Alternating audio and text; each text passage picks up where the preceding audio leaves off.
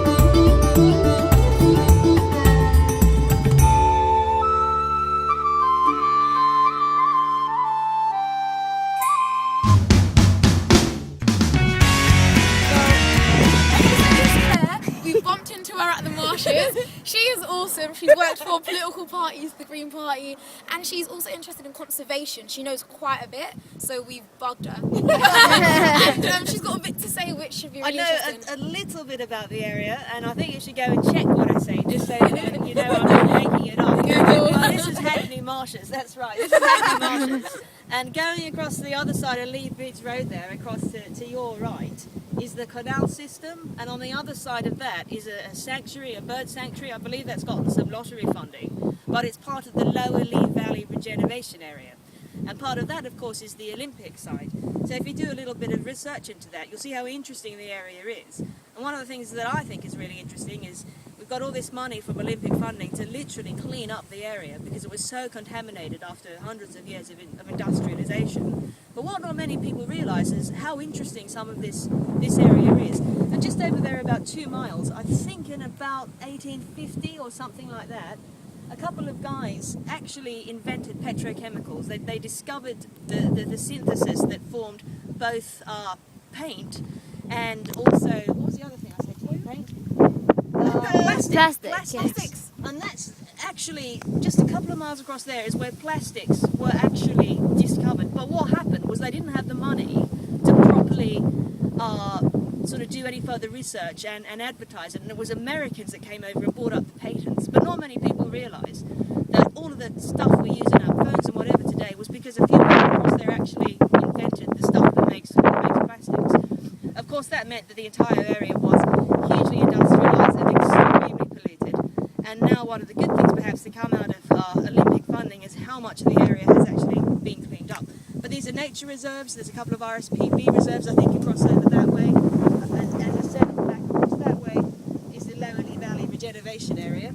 And one of the pretty things about there, and it'll probably only take you 15 minutes to walk across, is that it's an old waterworks, Victorian waterworks. And that was where all of the water for this part of London would go through and get cleaned. Obviously it doesn't really work like that anymore, but they've retained the actual Victorian waterworks and they've turned it into a bird sanctuary. So you can go and see all the various birds nesting, but you can also see the underground reserves and Victorian brickworks where all of the water for this section of London used to go through. So what's really interesting about Hackney and this area is you can see hundreds and hundreds of years of history, but you can also see many parts that have remained.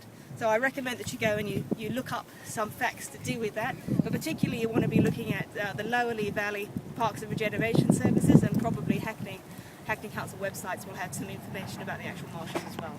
Okay, thank you so much.